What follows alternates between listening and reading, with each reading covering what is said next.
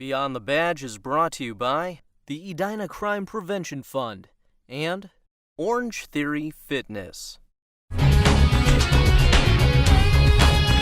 Whether it's a person threatening him or herself or others, police crisis negotiators are often called in to decrease the stress of a potentially deadly situation before it escalates. Edina TV's Dietrich Nissen spent time at a crisis negotiation team training and has more on what makes these teams valuable to police departments and the community. Everybody ready to call in? Preparing for the worst is what crisis negotiation teams do. Every day is different.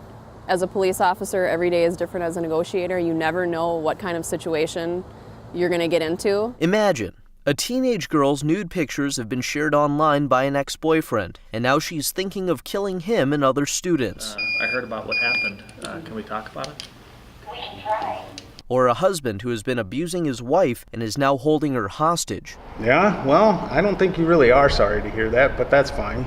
These are the type of scenarios crisis negotiators such as Officer Morgan Piper are called on to de-escalate. When people know that you're listening to them, that's going to make the situation turn out a lot better no matter what it is. After establishing a line of communication, the 3-year veteran says building a rapport is the first step to successful negotiations. Letting them vent, letting them talk about what's going on, what brought them to this point in their life or what brought them to this point in their day, and then just working with them to come to some sort of agreement, compromise, so that they trust you, knowing that they're not going to get hurt, but then you also know that they're not going to hurt somebody else in the process. The second step is for a negotiator to empathize with their subject. I think it's asking the right questions, making sure not to place blame on the person for the situation that they're in.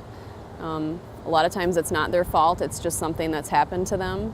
So I think just understanding that, and a lot of times they might be a victim of something that you're not aware of. A good negotiator is first and foremost a great listener. Sergeant Aaron White says crisis negotiation teams usually consist of 5 roles filled by any number of people. We have somebody take on what's probably the most important role, which is that of the primary negotiator. They're the one that's going to be talking to the suspect or the subject of a negotiation. But then behind the scenes, we have a secondary, we call them, or also refer to them as a coach. And that person is right there on the phone with them. They're not speaking, but they're kind of listening to the interaction, oftentimes by passing notes, that sort of thing. Then we have intelligence gathering officers who are taking that information as they're learning it and other things behind the scenes and feeding that kind of into the machine that is the negotiation and providing that information to them. We have liaisons who work with the other teams involved, like tactical or SWAT teams, and kind of communicate the information between the teams. And generally a team leader who kind of oversees the whole thing and makes sure it's all going on. And that's really the minimum. I mean, you at the very least want to kind of have those roles filled. Other possible roles include a team scribe who keeps track of elements about a subject during a negotiation, while someone else may reach out to phone, internet, and utility companies for access control. She has no data to surf the internet, and the school's Wi-Fi has been disabled. A lengthy negotiation or something that gets more drawn out, I mean, we could certainly use more people, and it's not out of the question we might have a dozen people behind the scenes of that one phone call. To establish calls, police often use a throw phone.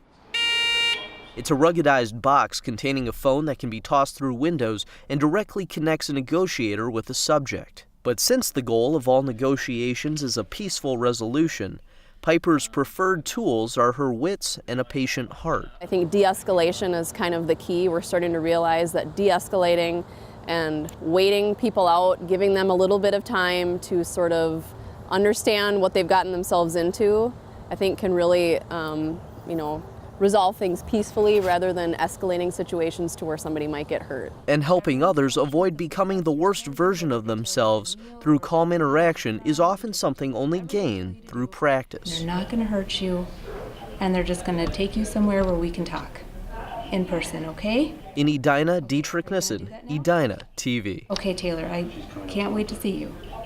All right, bye-bye. Edina CNT trains with Minnetonka, Eden Prairie, and St. Louis Park Police Departments once a quarter. The departments rotate leadership of each training.